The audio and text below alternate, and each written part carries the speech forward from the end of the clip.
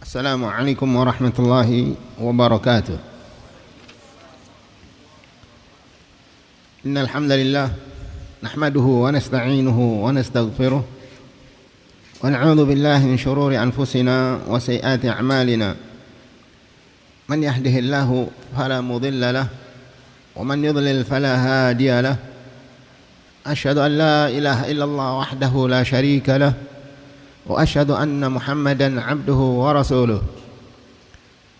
قال الله تعالى في القرآن الكريم: يا أيها الذين آمنوا اتقوا الله حق تقاته ولا تموتن إلا وأنتم مسلمون. وقال تعالى: يا أيها الناس اتقوا ربكم الذي خلقكم من نفس واحدة وخلق منها زوجها وبث منهما رجالا كثيرا ونساء واتقوا الله الذي تساءلون به والأرحام إن الله كان عليكم رقيبا. وقال تعالى: يا أيها الذين آمنوا اتقوا الله وقولوا قولا سديدا يصلح لكم أعمالكم ويغفر لكم ذنوبكم ومن يطع الله ورسوله فقد فاز فوزا عظيما. أما بعد، فإن أصدق الحديث كتاب الله وخير الهدي هدي محمد صلى الله عليه وعلى آله وسلم وشر الأمور محدثاتها وكل محدثة بدعة وكل بدعة ضلالة وكل ضلالة في النار. إخواني في الدين، أعزني وأعزكم الله جميعا. Kajian kita pada kitab Syarh Masail Al-Jahiliyah karya Syekh Shalih Al-Fauzan hafizahullah ta'ala, dari matannya yaitu Al-Imam milik Al-Imam Muhammad bin Abdul Wahhab An-Najdi rahimahullah. Kita masih pada keterangan atau penjelasan dari beliau tentang ijtihad dibagi menjadi dua. Ada ijtihad yang tampak dalil padanya dan ada ijtihad yang itu adalah ijtihad fikih yang tidak tampak dalil dari kedua belah pihak. Dan diterangkan disebutkan di sini oleh Syekh bahwa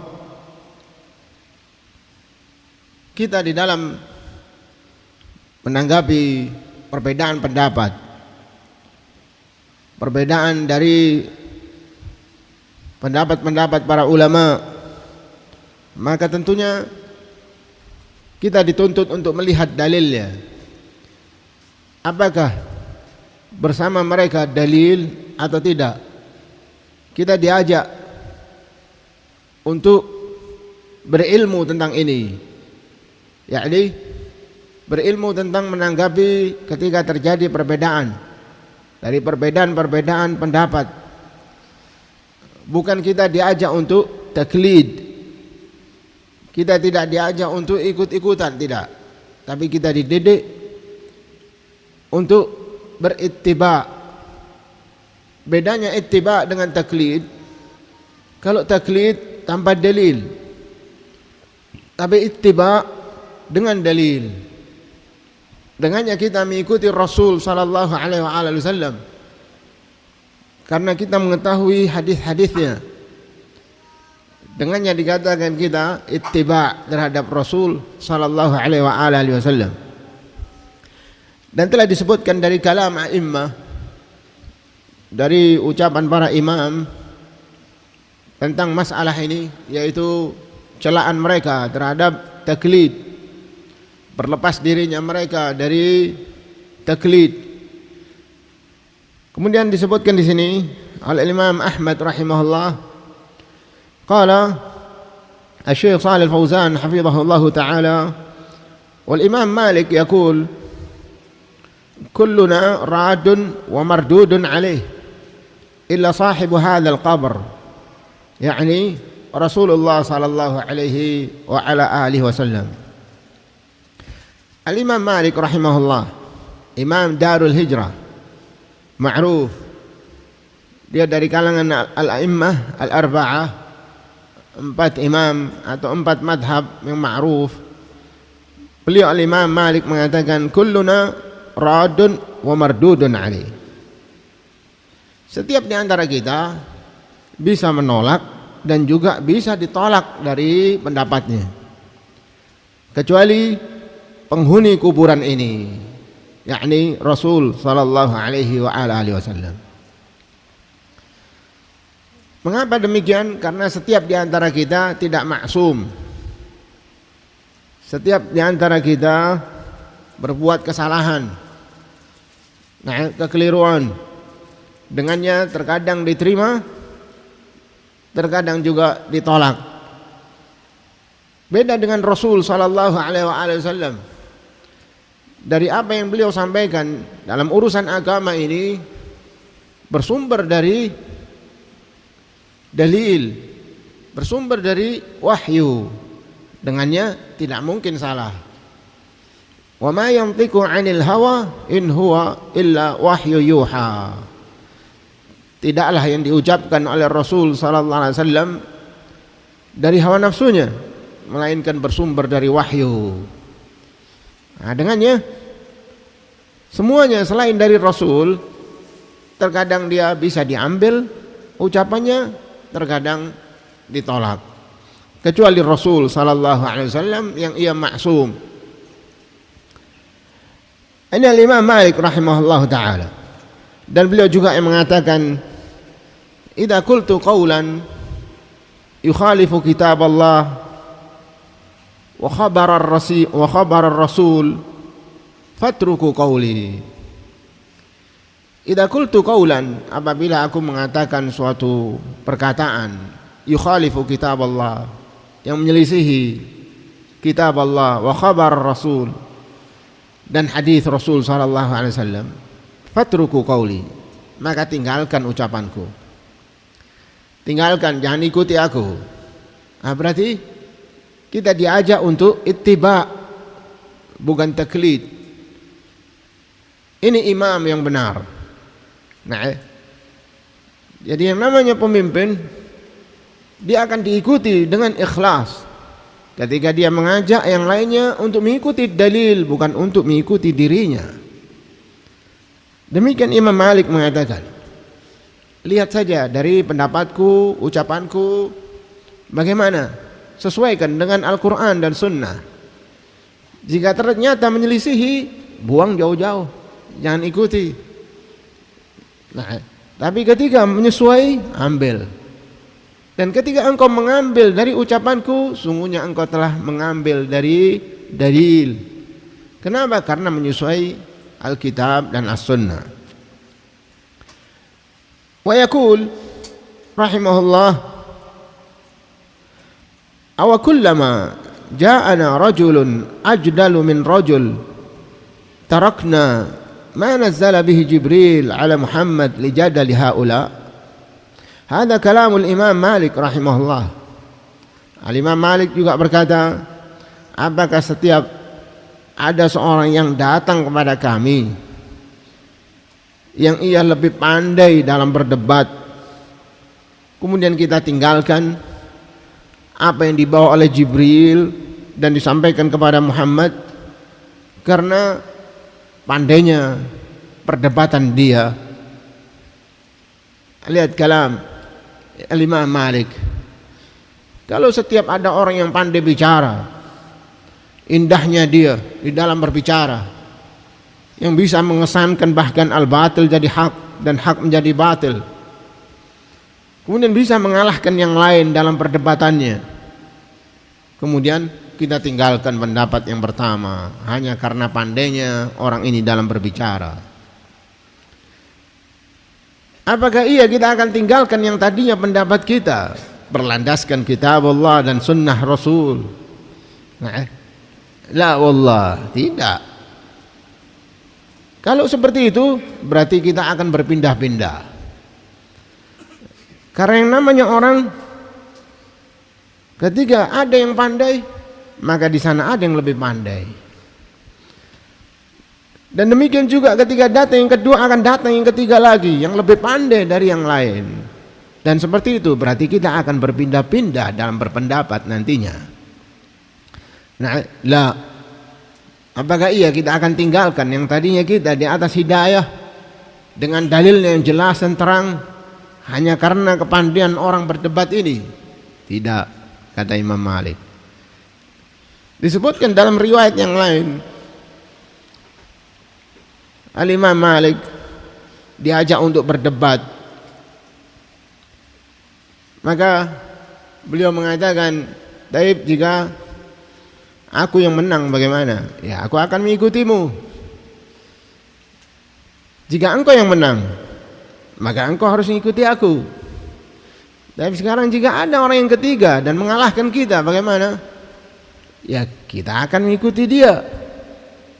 Oh, berarti agama ini dijadikan untuk menang-menangan. Mana yang menang, maka diikuti.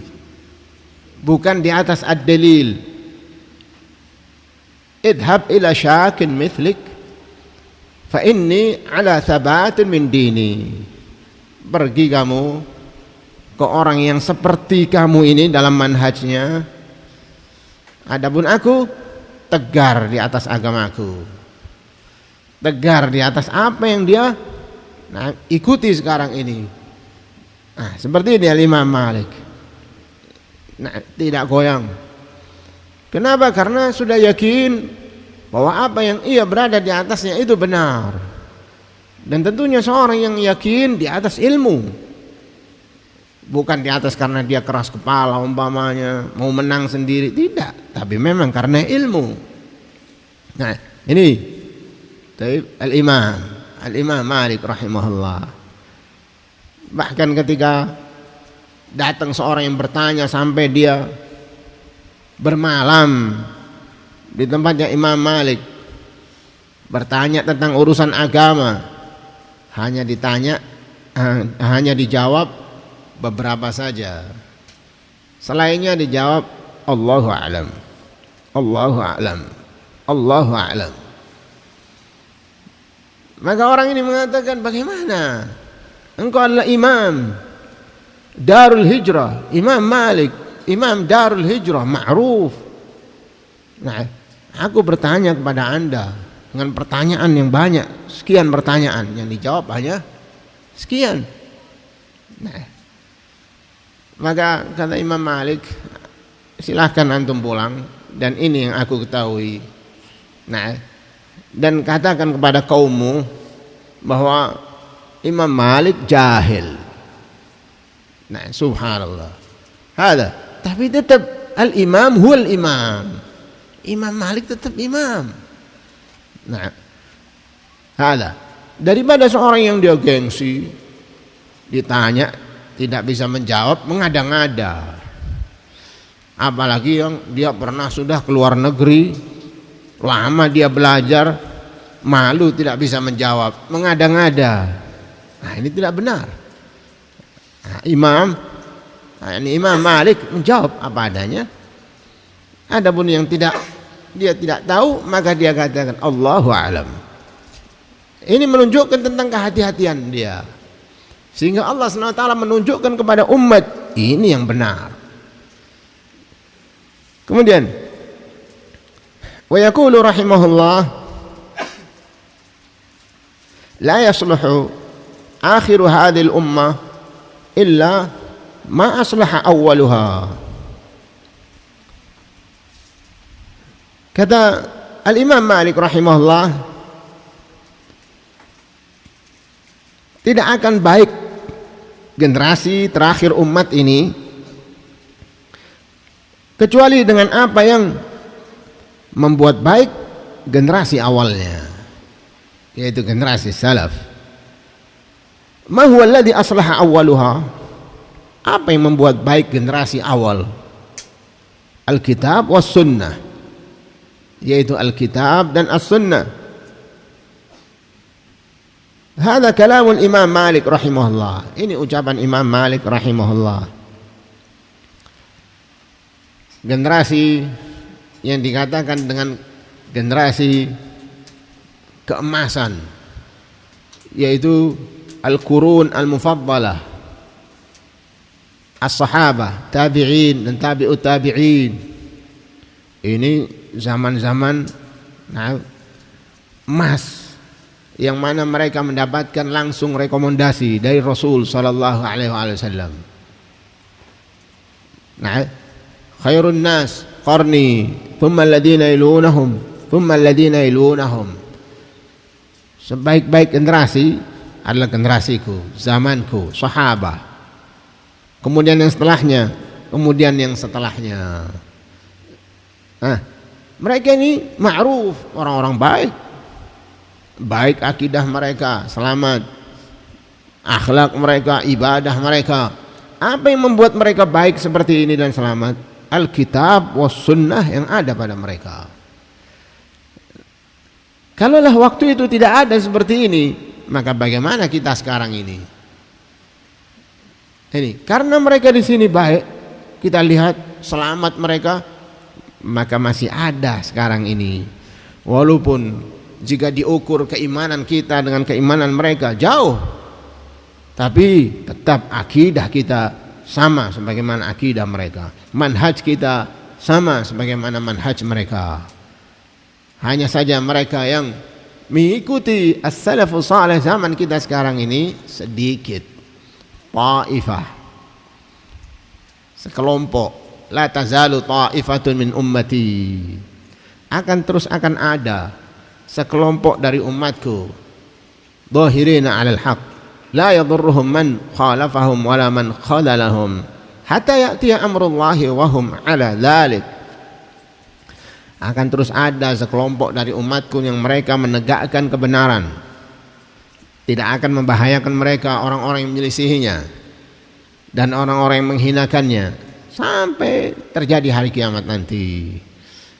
Ini berarti karena kebaikan yang ada pada mereka, maka alhamdulillah kita dapat juga merasakannya dari kebaikan itu.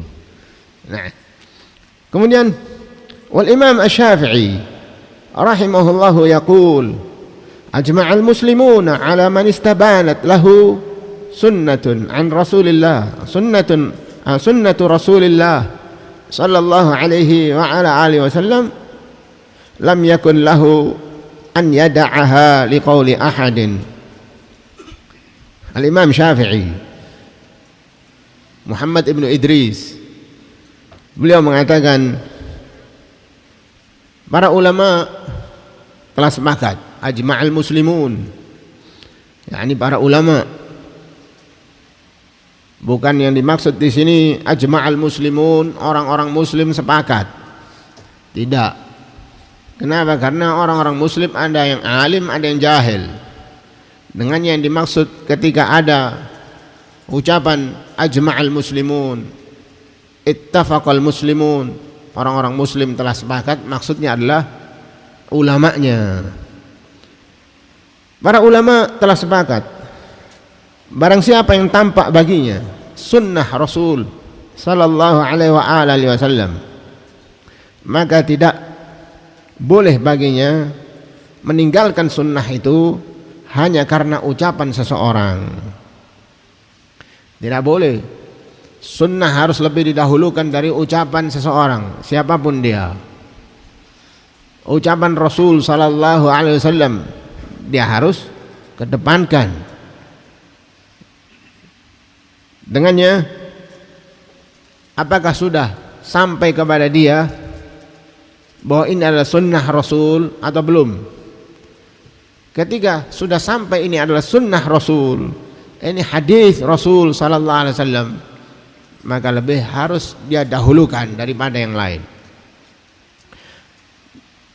Yakni yang dimaksud dengan sunnah adalah ajaran Rasul sallallahu alaihi wasallam. Bukan yang dimaksud sunnah di sini adalah siapa yang mengamalkannya dapat pahala, siapa yang tidak mengamalkannya tidak mendapatkan dosa. Bukan itu. Tadi yang dimaksud adalah ajaran Rasul. Ketika kita lebih dahulu mengetahui tentang dakwah ini, dakwah salafiyah. Kita lebih mengetahui daripada orang tua kita. Nah, dan kita tahu bahwa ini yang benar. Maka wajib dia untuk mengamalkannya, mempraktekkannya. Nah, walaupun orang tuanya memerintahkan dia untuk meninggalkannya, lebih dia dahulukan ajaran Rasul sallallahu alaihi wasallam. Bagaimana? Akan bertentangan dengan orang tuanya, walaupun bertentangan dengan orang tuanya, lebih dahulukan Rasul. Jika kita mengaku mencintai Rasul sallallahu alaihi wasallam, maka harus kita lebih dahulukan. Nah,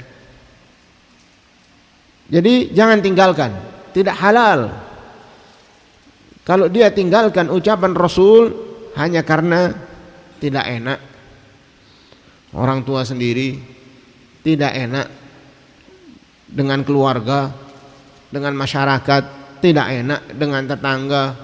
Nah, apa kata mereka nantinya? La. Nah, dalam urusan akidah, maka kita harus mempunyai prinsip. Mereka saja sendiri belum tentu kalau kita ajak mengamalkan sebagaimana yang kita amalkan mereka mau. Berarti mereka punya prinsip. Malah kita yang tidak mempunyai prinsip. Nah, dengan inilah dalam urusan akidah yang seperti ini tidak boleh seorang dia tinggalkan hanya karena tidak enak atau hanya karena mengikuti ucapan seorang selain dari Rasul sallallahu alaihi wa ala alihi wasallam. Wa yaqulu rahimahullah, idza khalafa qawlu Rasulillah sallallahu alaihi wa alihi wasallam fadribu biqawli ardhal ha'id. Idza khalafa qawli qawla Rasulillah sallallahu alaihi wasallam, apabila ucapanku menyelisihi ucapan Rasul sallallahu alaihi wasallam, maka campakkanlah ucapanku ke dinding. Demikian kata Imam Asy-Syafi'i. Dengan itu kita harus teliti, karena zaman kita sekarang ini banyak mereka yang menisbatkan bahwa ini adalah ucapan Imam Syafi'i. Nah, ini pendapatnya Imam Syafi'i, ini perkataan Imam Syafi'i, tapi ternyata beda dengan kenyataan. Nah, ada beda dengan kenyataannya. Apalagi ma'ruf di negeri kita ini banyak mereka yang bermadhab Syafi'i. Dengan itu ketika beda dengan yang lainnya, maka mereka mengatakan ini pendapatnya Imam Syafi'i. Nah, ada. Wallah, kalaulah mereka benar-benar mengikuti madhab al-Imam Asy-Syafi'i, mereka akan ahlus sunnah. Kenapa? Imam Syafi'i imam min a'immati ahli sunnati wal jamaah, tapi ternyata mereka mengambil yang enaknya saja, yang sesuai dengan hawa nafsunya. Apakah ya al-Imam Asy-Syafi'i rahimahullahu ta'ala mengajarkan seperti ajaran maulid Nabi, tahlil dan yang lainnya? Nah, bisa dicek dan dalam kitab-kitabnya ada. Ya, ini kitabnya ada. Apakah beliau mengajarkan seperti itu? La wallah. Kemudian juga di dalam masalah niat dijaharkan, dikeraskan. Mau puasa niat, nawaitu shauma ghadin. Pendapatnya siapa ini? Imam Syafi'i. Mau sholat, usolli fardhu dhuhri, dari mana ini? Imam Syafi'i. Nah, nanti mengamalkan ini, amalkan itu semuanya pakai nawaitu. Kemudian dalilnya Imam Syafi'i. Nah, ternyata tidak ada yang seperti itu. Subhanallah. Nah, dengan inilah sekalipun ada umpamanya, maka beliau mengatakan apa? Fadribu biqauli ardhal ha'id. Kata beliau, apabila ucapanku menyelisihi ucapan Rasul, nah, maka apa? Campakkan ucapanku, pendapatku ke dinding. Nah, ini buang ucapanku. Nah, lihat. Nah, sungguhnya niat itu tempatnya di hati, bukan dijaharkan, bukan di lisan. Nah, kemudian beliau mengatakan wa yaqulu rahimahullah idza sahha al-hadits fa huwa madhhabi. Hadhihi kalimat Syafi'i rahimahullahu taala. Kemudian beliau mengatakan apabila hadis itu sahih, itulah madhabku. Apabila hadis itu sahih, itulah madhabku. Simpel sekali. Nah, lihat hadis dalam masalah apa saja, ternyata hadisnya sahih. Sudah tidak perlu lagi nanya bagaimana ya madhabnya Imam Syafi'i. Itu madhabnya Imam Syafi'i. Nah, dalam masalah apa saja yang kalau kita lihat ada perbedaan ulama, kemudian jelas dalilnya ini sahih, maka itu pendapatnya Imam Syafi'i. Jadi intinya kita di dalam mengamalkan dalam amalan-amalan ibadah dalam Islam ini, kita tidak dituntut untuk melihat dulu ini pendapatnya Imam Syafi'i atau Imam Malik, Hanafi atau Hambali. Tidak. Lihat hadisnya sahih, lihat keterangan ulama seperti apa, amalkan. Karena tidak ada seorang itu harus bermadhab tertentu di dalam menjalankan agamanya. Kalau harus, maka bagaimana dengan orang-orang yang sebelum ada madhab ini? Abu Bakar As-Siddiq, apa madhabnya kalau begitu? Umar bin Khattab, apa madhabnya kalau begitu? Nah, ada Utsman dan Ali radhiyallahu anhum, apa madhabnya kalau begitu? Sampai-sampai ada mereka yang berlebihan dengan mengatakan engkau harus bermadhab. Dalam menjalankan din ini harus bermadhab.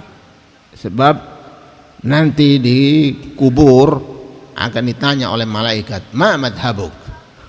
Apa madhabmu katanya? Bukan ma dinuk lagi, ada tambahannya yang keempat. Nah, ma madhabuk? Ma dinuk, jelas apa agamamu. Nah, man nabiyuk, siapa nabimu.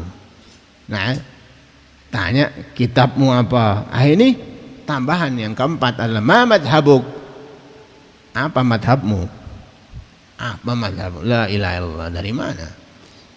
Taib. Nah, dengan inilah kita diajak untuk mengikuti dalil. Bahkan yang mengajak adalah para a'immah, imam-imam yang mereka anggap mereka ini adalah tokoh-tokoh madhab.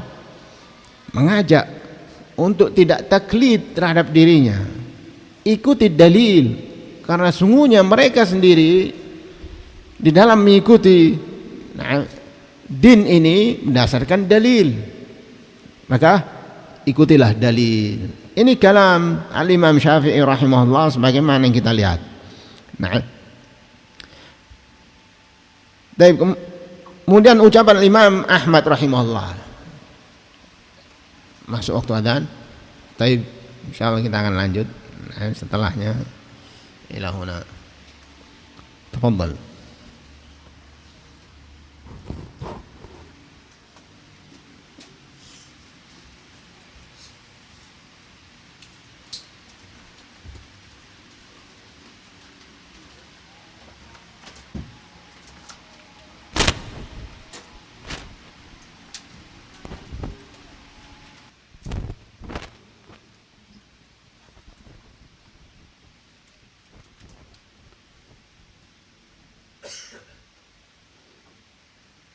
Bismillahirrahmanirrahim. Kita lanjutkan dari kajian kita, yaitu Syarah Masail Jahiliyah.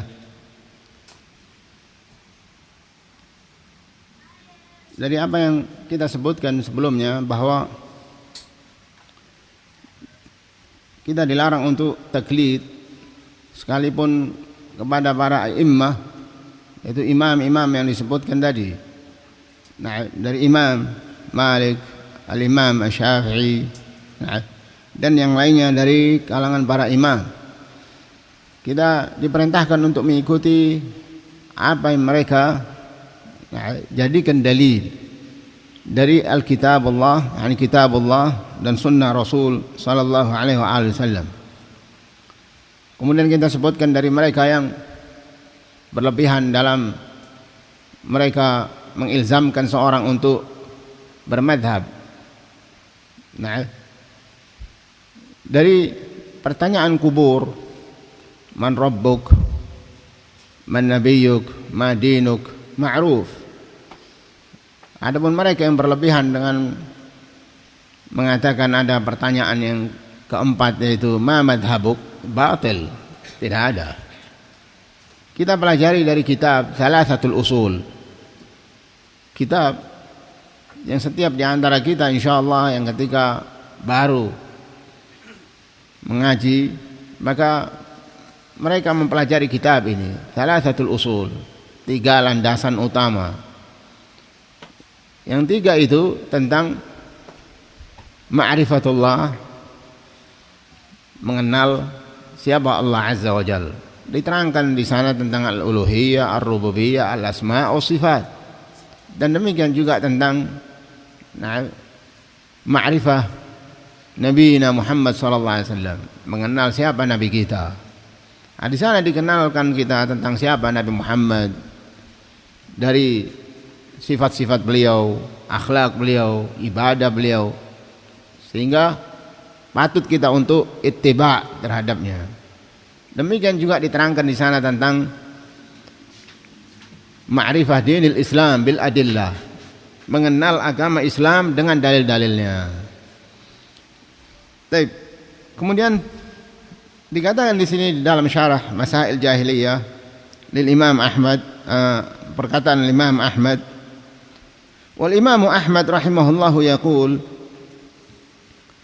ajibtu liqaumin arafu al-isnad wa sihhatah yadhhabuna ila ra'yi Sufyan.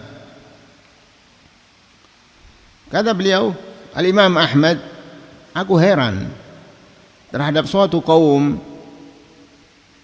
yang mereka mengetahui tentang ilmu sanad, yakni ilmu hadis dan sahihnya, kemudian mereka mengikuti pendapat Sufyan. Wallahu ta'ala yaqul, falyahdharil ladzina yukhalifuna an amrih an tusibahum fitnah aw yusibahum adzabun alim. Maka hendaknya orang-orang yang menyelisihi perintah Rasul berhati-hati. Berhati-hati dari ditimpanya suatu fitnah atau ditimpanya adab atas mereka, yaitu adab yang pedih.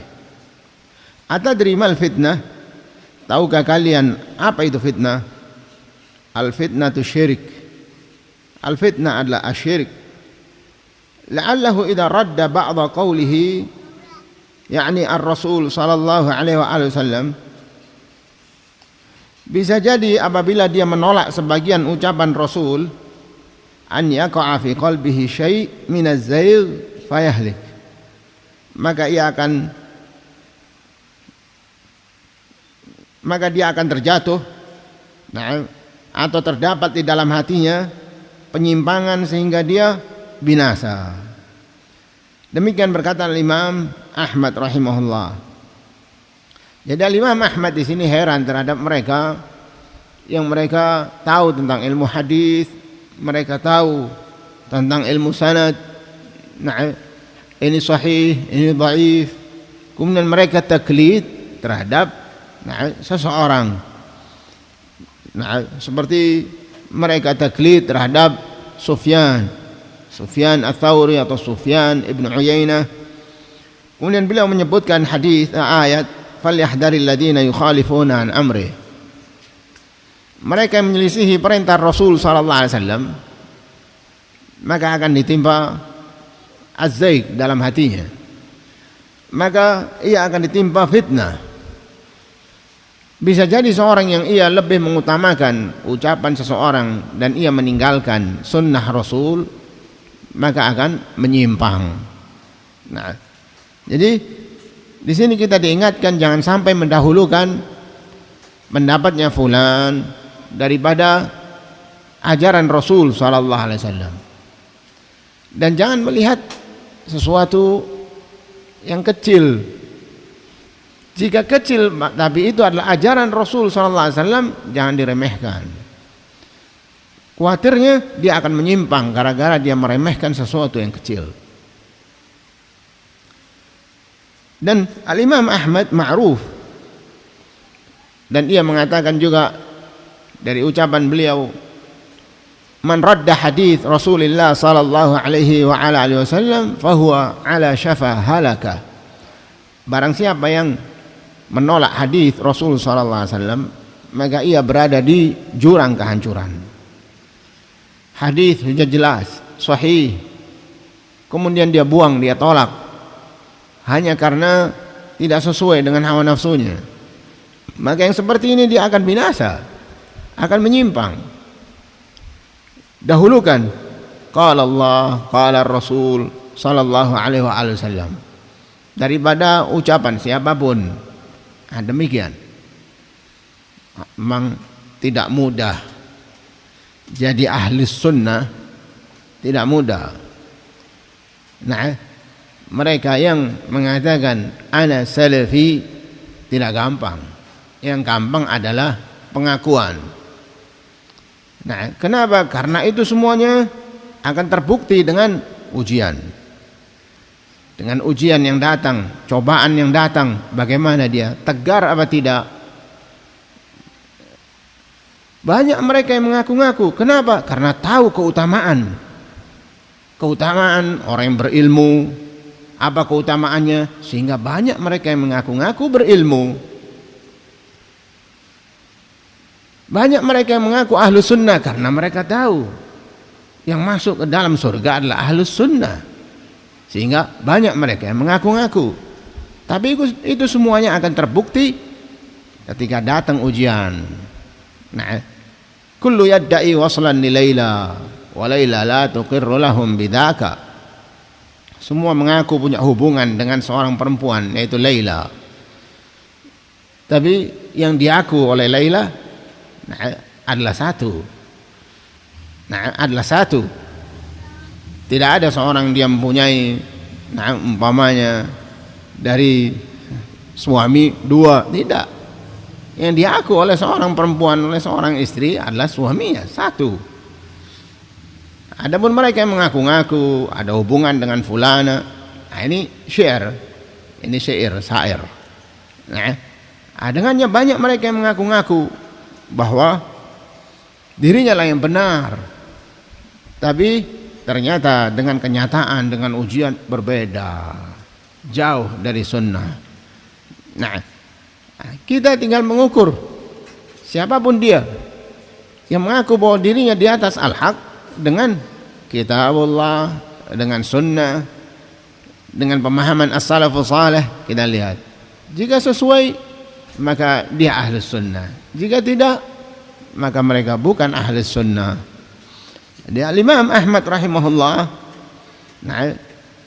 dia menasihatkan kepada kita dalam mengikuti seseorang, ikuti ketika ada dalilnya, hujjah, bukan pada orangnya. Makanya Imam Ahmad juga dalam perkataan yang lain mengatakan, ra'yul Auza'i wa ra'yu Malik wa ra'yu Abi Hanifah kulluhu ra'yi wa huwa 'indi sawa' wa innamal hujjatu fil athar. Pendapat Auza'i, pendapat Malik, pendapat Abu Hanifah, semuanya pendapat ini, pendapat ini, pendapat itu. Dan menurutku ini semua sama.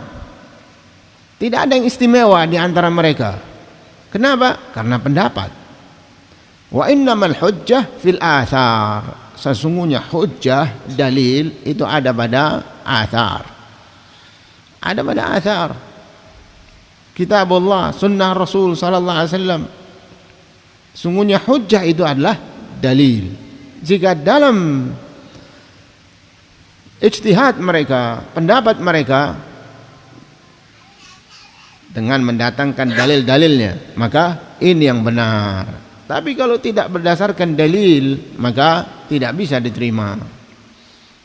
Nah, jadi kita semua diajak di dalam mengukur seorang dalam kebenaran bukan pada penampilan, bukan. Nah, penampilannya Masya Allah. Nah, tidak seperti itu. Dan bukan juga karena orang ini lama dia menuntut ilmunya, tidak juga. Nah, karena dia rajin ibadah juga tidak. Dilihat apanya? Dalilnya. Nah, innamal hujjah fil athar. Lihat dalilnya. Nah, ketika dia di dalam berpendapat itu berdalilkan dengan kitab Allah dan sunnah, jelas, benar, baru ikuti. Idzan hada aqwalul a'immah al-mujtahidin ijtahadu an ilmin wa an ahliyatil lil ijtihad. Kalau begitu, inilah dari ucapan-ucapan para imam mujtahidin yang mereka berijtihad di atas ilmu dan karena keahlian mereka dalam berijtihad. Lakin lam yadda'u li anfusihimul ismah. Akan tetapi mereka, para imam ini yang kita sebutkan tadi, mereka tidak menganggap bahwa diri mereka maksum, terjaga dari salah dan dosa, tidak. Bal awsu an yu'khadha min aqwalihim ma wafaqad dalil. Akan tapi mereka berwasiat, mereka menasihati kita agar mengambil ucapan mereka, pendapat mereka yang menyesuai ad-dalil. Masya Allah. Nah, ini para imam yang mereka sadiqin, jujur mereka, jujur dalam keilmuan mereka.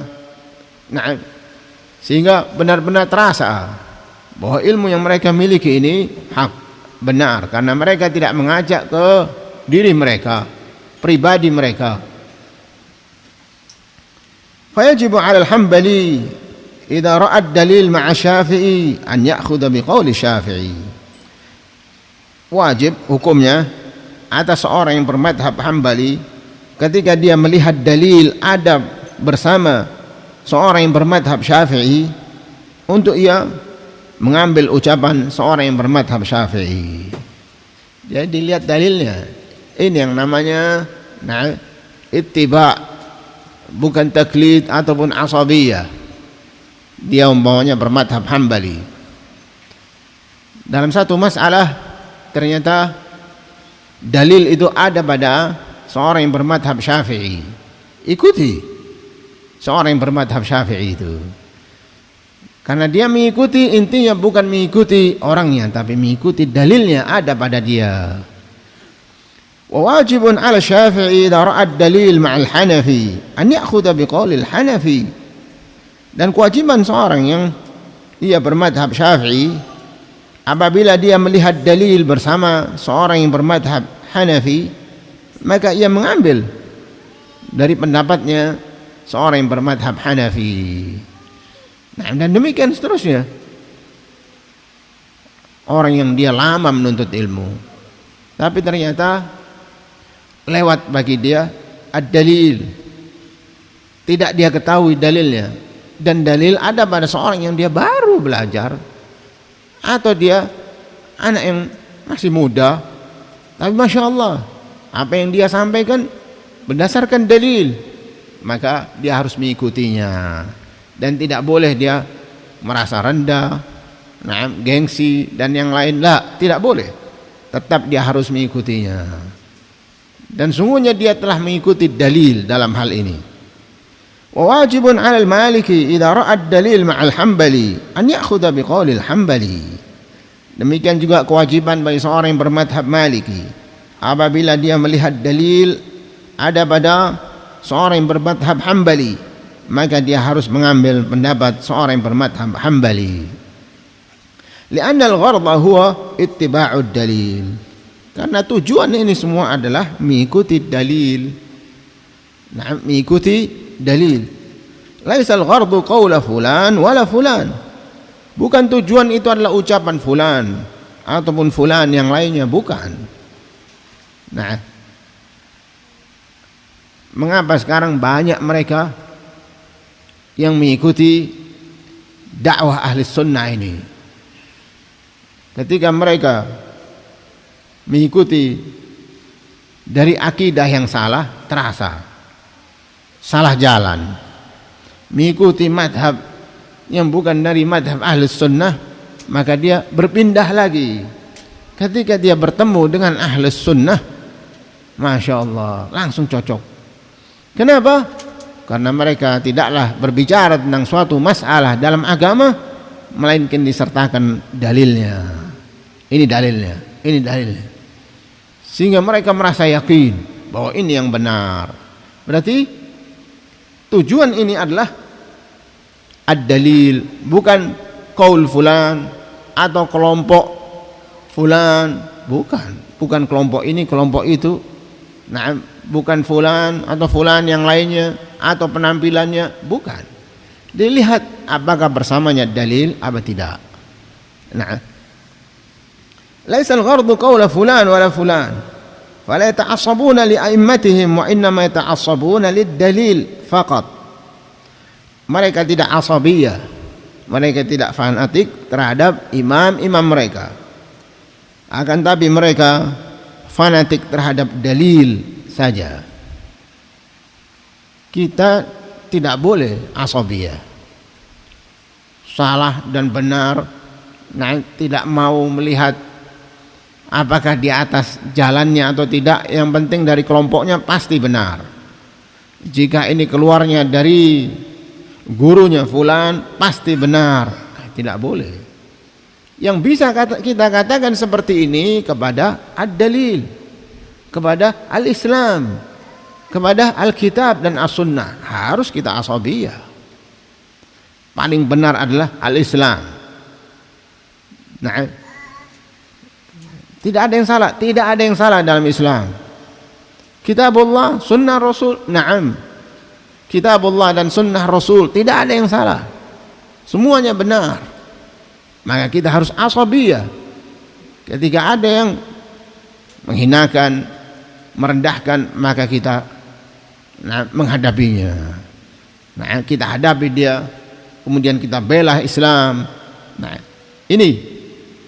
Kenapa? Karena din maksum. Agama Islam ini terjaga. Inna nahnu nazzalna dzikra wa inna lahu lahafidhun. Sesungguhnya kamilah yang menurunkan din ini, syariat ini, Al-Quran, dan kami yang menjaganya. Berarti maksum, terjaga. Nah, itu banyak mereka yang sesat dari aliran-aliran. Mereka adalah orang-orang Islam, kita katakan orang-orangnya yang sesat. Nah, mereka yang salah dalam mereka menjalani agamanya. Adapun Islam itu sendiri maksum, terjaga. Islam yang sebenarnya. Ketika ada seorang yang dia sudah benar akidahnya, nah, manhaj dia benar, tapi mereka berbuat maksiat, nah, maka kita katakan orangnya tidak maksum. Setiap di antara kita tidak maksum, tapi Islam tetap terjaga. Ada. Demikian kata Syekh Shalih Al-Fauzan hafizahullah ta'ala. Sesungguhnya tujuannya adalah mengikuti ad-dalil, bukan ucapan fulan wala fulan. Dan tidak boleh seorang untuk berasabiyah kepada para imam. Nah, akan tapi kita asabiyah terhadap ad-dalil. Nah, naktafi bihadzal qadar. Alhamdulillah, kita cukupkan sampai sini. Nah, subhanakallahumma wa bihamdik, asyhadu an la ilaha illa anta, astaghfiruka wa atubu ilaik. Assalamualaikum warahmatullahi wabarakatuh.